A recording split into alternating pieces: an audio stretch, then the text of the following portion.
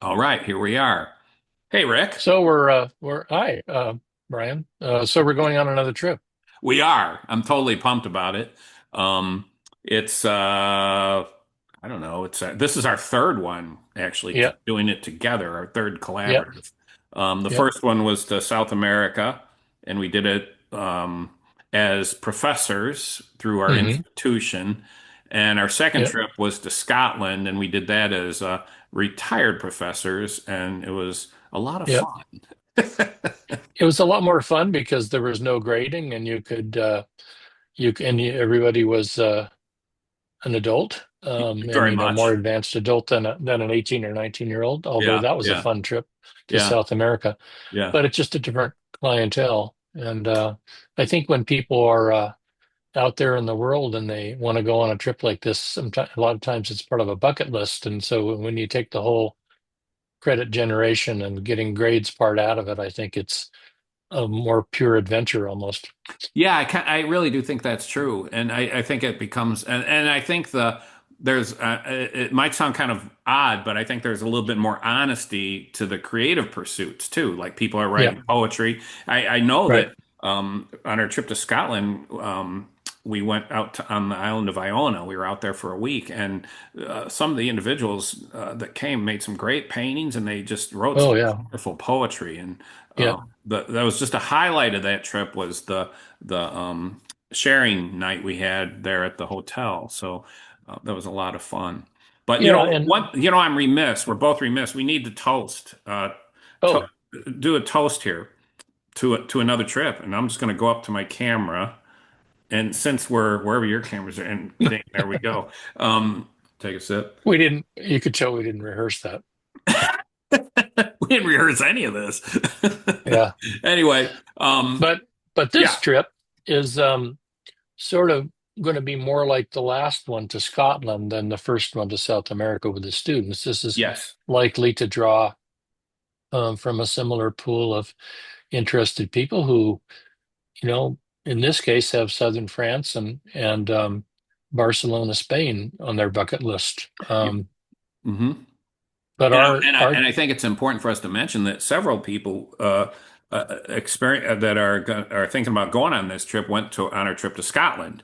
So I think that's definitely. a really great sort of acknowledgement of the success of our previous trip.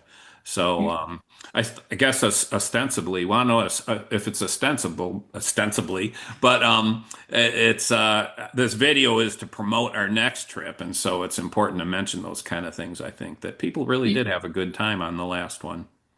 Yeah, and some people will want to know how these trips that we've been organizing are different than one they might just sign up with AAA or something like that. Yeah. And for me, the big difference is, we're going to places that certainly have attractions to tourists of all type, but our trips are organized with the idea that you're going to this place perhaps you've never been to. Perhaps people around you are speaking a language that it's hard for you to follow, Hmm. but that can be a stimulus to creativity too. And so we make room in our itinerary to do some of the touristy things like to visit this museum or that museum, but also we make room in every day's itinerary for going to a public park and sitting down with your paints or your writing notebook and trying to process some of the new information, Yeah. creatively. Yeah. Yeah. I think as we've talked about before, and we talked about in our previous trips, the whole idea of travel really does it creates a kind of a vulnerability in the individual and opens the to a person who's open about travel and experiencing new cultures, and it really does. We both have experienced on our own trips the kind of surge of creative energy just going on a trip. I mean, I go places and then I come home and I just crank out the artwork like crazy. And I think that's a real important thing an important aspect of our trip is to engage with the place we're going through the creative process in some way. And I guess what Yeah. I'm trying to say is it has long sort of far-reaching effects beyond just the trip. So it just I Yes. think it enhances a person's life, and in ways that are unpredictable and usually kind of wonderful. So, Yeah, I mean, it doesn't mean that you're not happy to get home when you get home, right. but you to go someplace that you've never been before or that you haven't seen enough. And if you're open, as you say, you see new perspectives. Your empathy grows. You see how other people live, Mhm. and um, and for an artist, that's an important thing because that allows you to kind of um, see the world from beyond your own bubble. Yeah. And I think even for a non-artist, which gets to Oh kind of yeah. some of the aspects of our trip, because people are always wondering if they need to be an artist to go on this trip, and they Oh, absolutely do definitely. not. Yeah. In fact, that's probably, I mean, it'd be nice if we had some artists on the trip, but in a way, everybody turns into an artist on this trip. So that's kind of Yeah. part of the idea. Yeah, because you're making time for something to happen. And Right. and I know you'll have some prompts on the painting side and I'll have some prompts on the poetry or prose side to kind of help people focus their attention and see what happens.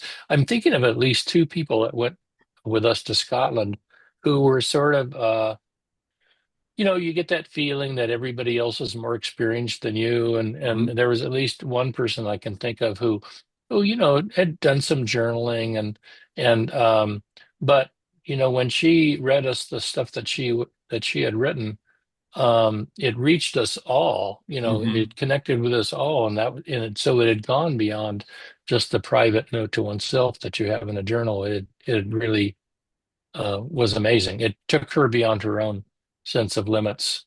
Yeah. Um, Yeah, absolutely. And I think that's another aspect of these trips that we plan, that are quite unique. And that's that as people share their poetry and their painting with their fellow travelers, it just mhm. becomes part of the trip, part of the Yeah, experience, seeing the the square that you've gone through several times through different eyes, through a poem or through a painting, or experiencing the meal that we all shared the night before through a poem or a painting, hmm whatever. It just kind of becomes an enhancement. And again, it's very unique. And I guess, we've called this sort of thing slow travel. Um, hmm the, should we just explain that a little bit to the people What does interested? one mean, Brian, when you say slow travel? Going slow. To me, Yeah, it means I think we both share this idea, and we've talked about it before on our own trips, where we'd rather than rush around to see every single monument or every yeah, single site or whatever, I'd rather sit down in a square and just look at the people, or go to a nice yeah, restaurant, relax, or spend a day just, I don't know, walking around and not really having a destination. So it's more about savoring a place and savoring the yeah, experience of the trip, of the yeah, travel experience, and then but also savoring it through the creative process. I think that's right. an important aspect for us. Because that's a second way of processing it beyond. I mean, Right. there's nothing wrong with sitting on a bench and watching the people go by, but when you Right. try to take it, process it through the creative process, that's something else too. Yeah. Yeah. I remember when we were organizing our first trip, we had to tell the person who was setting up the tour for us that we didn't want one of those trips where we get on a bus at 8 o'clock and they push us off the bus at 5 o'clock. It's sort of like, Right. yeah, maybe we'll do something in the morning, but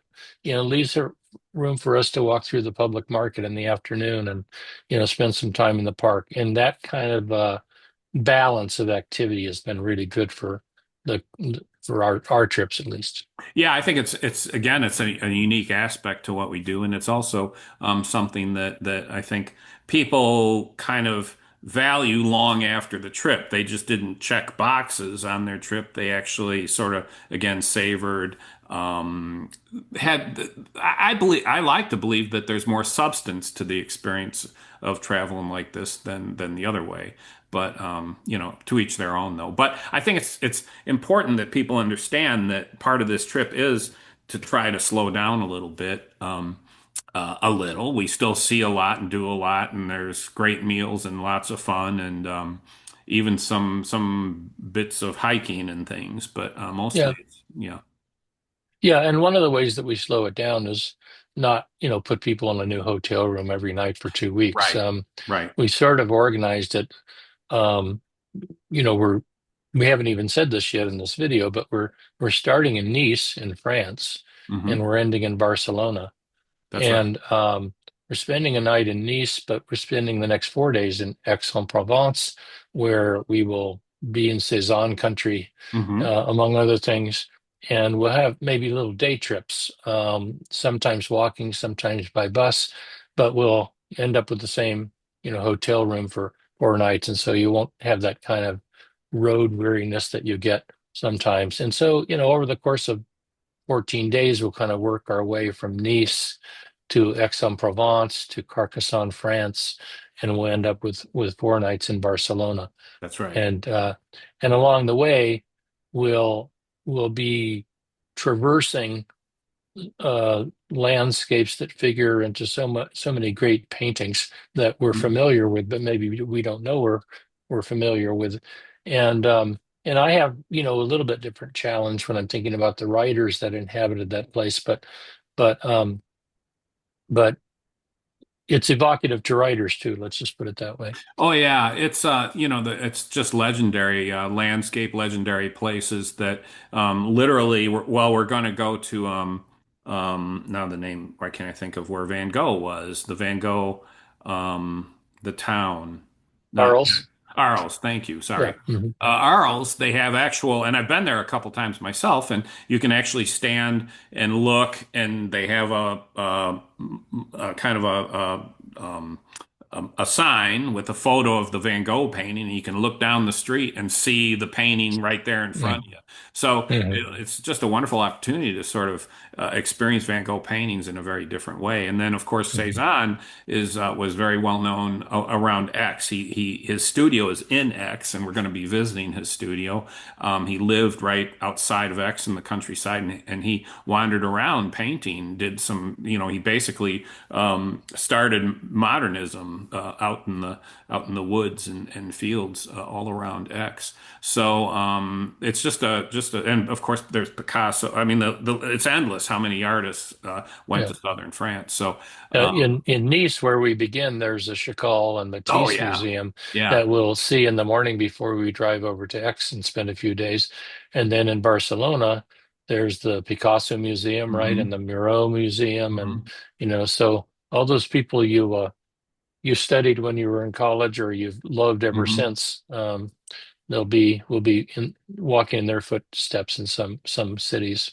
That's right. That's right. So it's a great opportunity if a person likes or appreciates art, to both make art, write poetry, and just kind of see the landscapes that these And you artists can write work. prose too, by the way, Oh yeah, because that's right. because one of the great breakthroughs that I keep thinking about in that group that went to Scotland was basically a short memoir piece that she wrote that was just so Hmm. powerful. Yeah, Our jaws dropped, when we were yeah, listening yeah, to it. yeah. That's right. That's right. Yeah. So let's see. We have a list of questions here, and we're sort Yeah, of following along.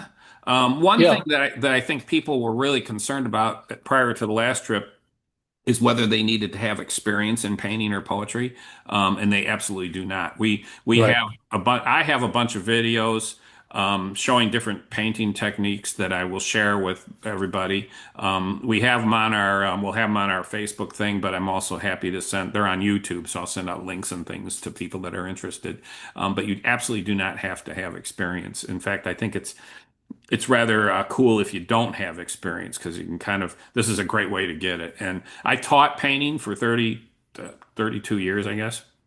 And so I taught watercolor painting and oil and acrylic painting. So I know how to teach it. So I'd be happy to, from beginner to advanced level person, happy to. And you're the same with writing and poetry. Yeah, one of the things I kind of discovered about that whole business when I was teaching is that you can give the same prompt to somebody that's never written a poem to a professional writer, and they'll do different things with it and they won't be stymied by it. And so, Mhm. I mean, my whole approach to writing prompts is getting somebody off the dime. Can I Right. get you to get 2 lines down? Because once you get 2 lines down, the poem or the piece of prose is going to take care of itself, and you're going to ride that that rhythm. And so Ryan is especially helpful to people that've never had a paintbrush in their hand to know, well, this is just the way to start. And once you get Mhm. starting, like with Brian's, follow the water in a way. That's right. That's right. That's right. So it's actually pretty simple. Both you and I made a good livings teaching people how to do this, but it's in the end kind of a pretty simple thing, really. Well, and what one thing that I liked about all of our trips and it started with the first one when we took creative writing students and we took art students to South America, and we challenged the artists to try to write, and we challenged the writers to try to paint. Right, And right. then I just felt obligated, to do that myself. And so that's when I did my first painting was on that Hmm. trip, and I've been Hmm. doing it ever since. And I know Brian's been writing some secret poetry that I don't get to see enough of too. I Um, have. yeah, and that's what we would encourage. Anybody on this trip to do too. Try both things. I mean, the the starter supplies for the writer, is as simple as this. Something hard, so that if you're on a bench in a park, you can put it on your knee, and they'll have Hmm. some hardness that you can write on. So $4 there or whatever, and a pen. And the starter sets for travel supplies of watercolors are quite affordable. Yeah, you can spend a lot of money or you can spend a little bit of money. And they can be as simple as I have just some visual aids here. I have just this little tiny. This is my latest favorite painting. It's the Stone Ground Paint Company, but they Hmm. just sell these little candy like chunks of paint. So it can be just Yeah, something really simple like this, 6 colors. You can do. In fact, there's a whole technique I can teach people going on this trip called the English method, which is just using three different colors. The well, and the English painters that traveled and did watercolors, that's what they did. So it can be as simple as that. I've got this little thing here with just a bunch of. You can see these are quite well used. That have it's just a little travel kit. It even comes with a little brush right there. yeah, The brush. yeah, They can be larger. So I'll have all this stuff as the trip progresses, or as we plan the trip, I'll have all this stuff on available to people that are interested. And then the sketchbook is just a simple, will be just something like this, just a very simple, small. Previously, I've had people take watercolor blocks, but I feel like they're a bit too cumbersome. So I'd like to just yeah, kind of have something that like this that a person would feel like they could. Do a painting in, or they could write a poem in it on top of the painting or something like yeah, that. So that's kind yeah, of the strategy. And then brushes, again, very simple. You can get just these cool travel brushes. Actually, I don't know if I can do it.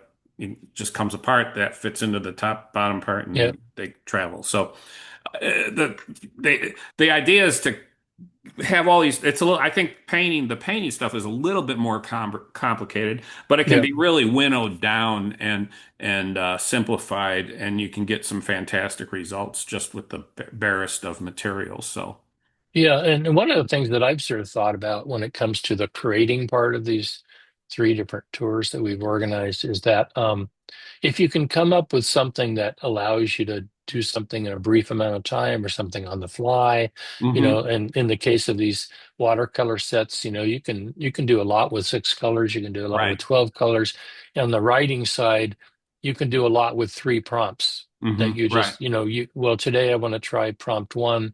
And if you do the same prompt tomorrow, it's going to be a different thing, that comes out of it. So it allows you to not sit there and, you know, scratch your head until something gets on the page. It allows you to get something on the page right away and then go with it.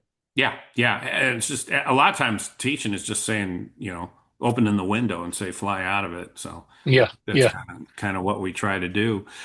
So you don't have to have experience. Definitely not. yeah, You yeah, Let's see. We already kind of talked about the locations. It has to do yeah, with all the kind of storied landscape and the history of art, and I yeah. will be happy to discuss some of that, show some pictures, or share maybe a PowerPoint before we or share a digital thing Yeah. for people before we go. Yeah, and we do have somewhere. where you see this video, a link to the PDF that gives you the day-by-day itinerary. Hmm. It gives our email addresses if you don't find it in the social media page that you find this video at. And that's where we can answer really specific questions. Um, what else? Let's Um, see. How rigorous is the teaching? Uh, it's almost invisible. Well, yeah, because I mean, it's in the case of Brian's primer about watercolor, it's sort of like come gather around the picnic table and yeah, we'll yeah, talk about, and I can do sort of the writer's version of that if we're out someplace at the public market or in a park or outside of a museum waiting to go in or whatever. I mean, all you need is 20 minutes yeah. to to Hmm. do something that um you'll be happy with later. And sometimes the day is full of little 20-minute spots like that, Right. while you're moving, while you're making transitions. That's right. um we won't be grading. This is not a class. This is not God, for no, credit generation. no grades. And we think of that as a great thing.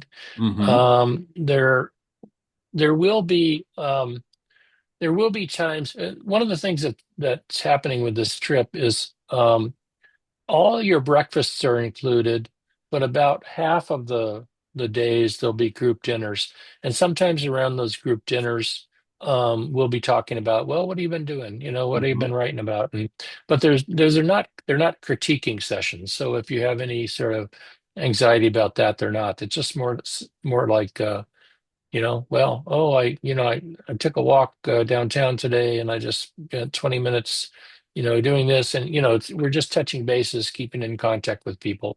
And there will be sort of towards the end of the trip, maybe a voluntary sharing time, but there's no pressure. Yeah, I think we both were instructors that were more encouraging than critical in our teaching. I mean, Yeah. we definitely could level the criticism if we needed to, but I rarely Yeah. did. And I'm much more interested in encouraging and building up than tearing down. So there's Yeah. none of that. Like, oh, this is awful. I would never say that.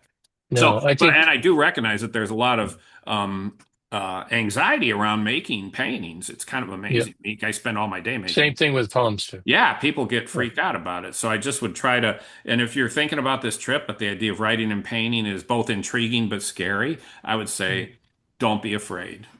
Yeah. It's actually a lot of fun and a great enhancement to the And a little bit of scariness is a good thing, but you don't have to be as yeah. scary about critiquing. It's more like, you know, did I order Band-Aids instead of bread when I went to the bakery? That sort of thing. Yeah, worried about our French. Yeah, Yeah, our yeah. French. And then if you have an issue with the language, you do not need to be fluent in French or Spanish to No. be on this trip because Europeans are remarkably multilingual. Yeah. Yeah. And when they're not, um, they meet your broken French with their broken English, and everybody is happy. So, Hmm. Hmm. We just as we just always encourage people to step out of their comfort zone a little bit and do the bonsoir or bonjour or the whatever. oh yeah, Bonsoir right now, bonsoir. yeah, That's just being polite. So yeah. and I think fun. people appreciate it when you try.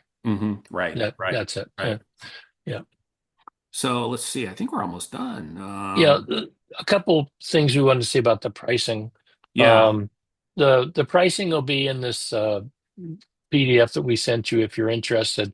The airfare is not included. And that's because we found last time with people that were fulfilling different things on their bucket lists, they decided to add a week here or a week after, to the tour. And it would have been just chaos if everybody signed up for a tour that had the airfare included, and then they right. wanted to make all these kind of changes. So I, for instance, might want to go to Paris a week before I take the train down to Nice, Hmm. or Brian, might want to go spend a week in Spain after, Hmm. the fourth day in Barcelona. And um, so last time when people had to make their own airfare itineraries, it worked out really well. The main thing is just, get to Nice in the afternoon, Or if you Right. get there early, Get there drop for your stuff dinner. off at the hotel. Yeah. Yeah, and then, just and we'll kick it off. Some people might want to get to Nice early so that they could get over a day of jet lag or Yeah. something. But Yeah. Beautiful it's city. all up to you. Yeah. Um, Well, I kind of think the nature of our trips sort of we attract adventurers, and so the yeah, idea of having the trip being blocked by come home, and you're sort of carried along through the whole experience by the tour guides or whoever else. That's just not how we operate. So I think yeah, a lot of people want to like branch out. It's just the type of people I think are attracted to what we're doing. So yeah. And like I said before, the people that are putting this trip together for us, I mean, we gave them, we gave them everything that we wanted to be in their trip, but they're the ones that call the hotel and say, I need, right. X number of rooms a year and a half from now. And Yeah. and what was I going to say? They are really professional. They will take care of every detail that has to do with where you're going to stay That's and how right. you're going to get from one place to another, and all those things like the train tickets and the bus tickets. That's all part of the Yeah. tour Yep. package. So Yep. and the tips too. Yeah. So, but you're getting breakfast every day. About half the days you're getting dinner. Some of the days you're getting lunch, and the rest of the time you're maybe pairing up or going out in twos or threes or fours with other people to discover a new place on your own for lunch. And we do have Yeah. quite a few structured adventures too, where we, Oh yeah, take a van or a bus or whatever out to do this or that. I mean, it's all detailed on the PDF, so yeah, the day by day itinerary. So there is quite a bit of stuff we're doing that could be labeled sort of touring around, but yeah. still there's a lot of doing your own thing too. So hmm hmm Well, this is uh, where if this were a class, I would say, are there questions? But we're yeah, I we're know. taping a video. Let's If you see. do have questions, maybe Brian, when you post this, you can put a Oh, contact absolutely. for us. There is a Facebook group that if you're interested, you can join. It's called X to Barcelona. I'll figure that out. We'll have links Yeah, and everything for everything. yeah. Wherever you see this video, you should be able to take the next step, either to contacting us or to going to the Facebook page. That will keep people in mind, or keep people apprised of changes and stuff like that. So Yeah. I guess that's it. I can't think of anything else. Again, I'll reiterate what Rick just said. Contact us for anything. And, I hope to see you on this trip. I'm looking forward to it. yeah, it'll be a lot of fun. Yeah. I'm gonna